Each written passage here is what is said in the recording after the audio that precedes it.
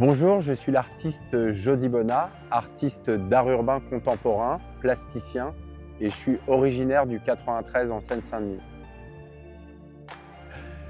Alors la première fois que j'ai visité le château, j'ai eu envie justement qu'il y ait quelque chose d'anachronique. C'est un lieu historique, je suis dans un mouvement qui est très actuel, le graffiti, l'art urbain, et je voulais vraiment qu'on sente ce décalage entre ce côté très coloré, très pop, avec le classicisme du château et le mettre vraiment en valeur, notamment grâce à la petite pièce secrète que j'espère que vous aurez découvert.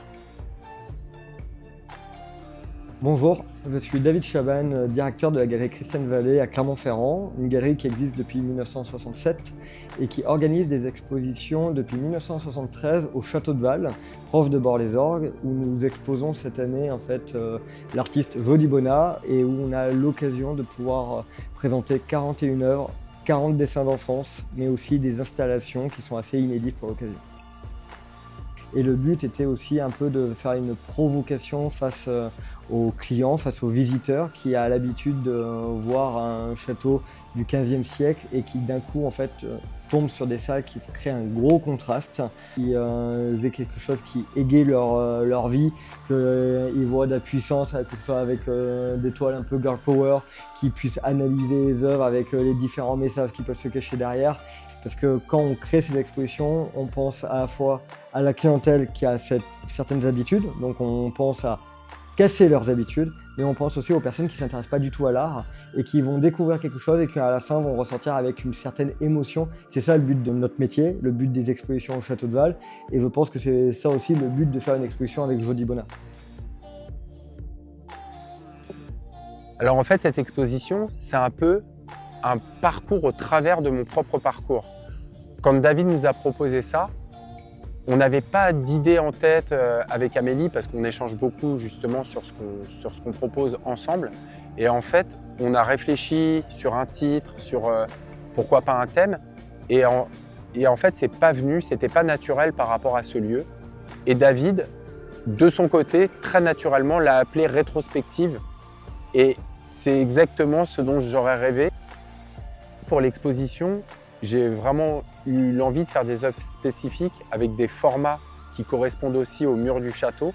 Et il y a une grande partie des œuvres qui ont été réalisées spécialement pour cette exposition. Il y a une partie aussi de collection personnelle, notamment les dessins, des œuvres aussi de la galerie Christiane Vallée. Et j'ai aussi exploré des thèmes plus difficiles comme les armes à travers deux toiles, notamment un revolver qui est d'un côté un hommage à Warhol et un missile qui représente aussi toute la violence que je ressens en ce moment dans la société. C'est vraiment un lieu qui est chargé d'histoire, qui est emblématique, qui est magnifique, dans un cadre superbe. Et c'est vrai que c'est une très grande chance d'exposer ici. Avec Amélie, en fait, on travaille vraiment main dans la main, on est un véritable binôme.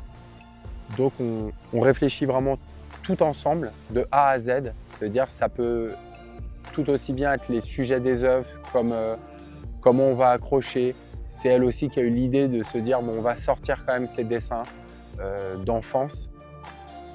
Et oui, il y a un hommage à cette Amélie. Évidemment, c'est une toile avec le portrait d'Amélie, d'après une photo de mon ami Alexandre Gallosi, qui est photographe, qui avait réalisé ce cliché. J'ai eu vraiment un coup de cœur sur le mouvement comme ça, avec le port de tête un peu en arrière, avec les cheveux qui tombent derrière. Et je me suis dit, cette image-là, je la souhaite en toile, donc je l'ai faite un petit peu avant justement l'expo.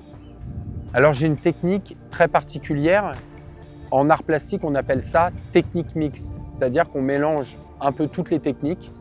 Et moi, j'ai découvert dans les années 90 qu'on pouvait mélanger le graffiti avec des vieux magazines. Donc j'ai commencé sur des feuilles au départ, et puis ensuite sur des formats un peu plus grands. Donc il me fallait plus grand que des magazines, donc c'est passé à des posters, à des vieilles affiches. Et j'aime ce côté un peu usé par le temps, ce côté quand on est devant une œuvre, on se dit mais il y a eu du vécu dessus, comme ces vieux murs qu'on peut voir dans les rues de Paris. Donc je travaille à l'aérosol, vu que je viens vraiment du graffiti, pour garder cette gestuelle. Et je vais coller petit à petit des vieilles affiches récupérées dans la rue, des vieilles affiches que je retravaille aussi. Ensuite, des portraits noirs et blancs. Je vais déchirer l'ensemble de ces couches successives pour aller retrouver derrière le travail que j'ai fait en amont. Donc il y a plusieurs couches, c'est un travail par addition puis par soustraction. La salle des dessins, je suis très heureux qu'elle existe et qu'elle soit visible aujourd'hui parce que c'était un rêve d'enfant. C'est-à-dire quand j'étais au lycée, que j'étais vraiment tout gamin, je ne savais pas sur quoi peindre parce que je n'avais pas les moyens de m'acheter un support, je n'avais pas les moyens de m'acheter ce qu'il fallait pour réaliser des œuvres. Et en fait, ce que j'ai cherché, c'était un support pratique, amovible, que je puisse emmener un peu partout. Et je me suis dit, le meilleur support, c'est celui qu'on a sous les yeux tous les jours, c'est le 21-29-7. C'est des dessins que je faisais en classe, que je faisais à la maison. Et c'est vraiment un carnet intime. Je mettais toutes les émotions que je pouvais avoir dessus. Mais en fait, j'ai gardé tous ces dessins et je me suis dit, un jour, je les exposerai. Et j'ai appelé ça 21-29-7. Je ne me prends pas la tête. Donc, ils ont chacun une histoire, chacun un moment. Et en fait, c'est la première fois et la première occasion que j'ai de partager ces moments très personnels avec vous. Alors, les box immersives, ça a commencé en fait pour la première fois. C'est le DJ Moziman, qui est aujourd'hui devenu un ami, qui m'a contacté en fait pour que je réalise tout son studio d'enregistrement. Et donc on passe par son frigo, on ouvre la porte de son frigo qui est une fausse porte et on tombe dans cet endroit qui est hors du temps.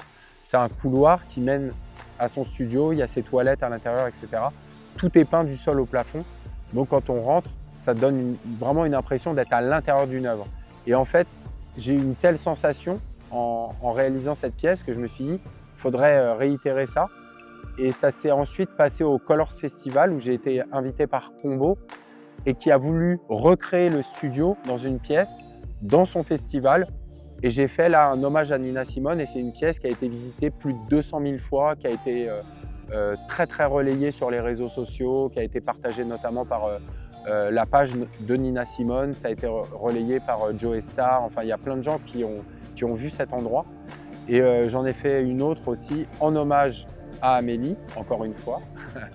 Et là, c'était le château La Mazière à Cormeilles-en-Parisis, où il y avait une box comme ça au milieu de la pièce, mais qui n'était pas entièrement peinte comme celle-ci.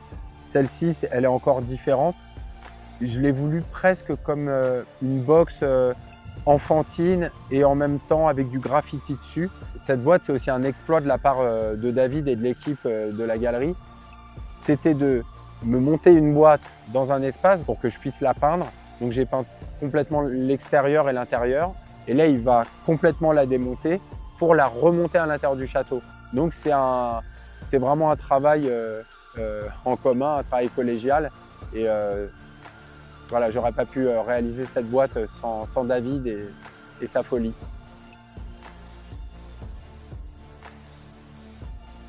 Pour toutes les visiteuses et tous les visiteurs qui vont venir au château, je vous souhaite une excellente visite dans mon univers. Je vous dis un grand merci et à très bientôt.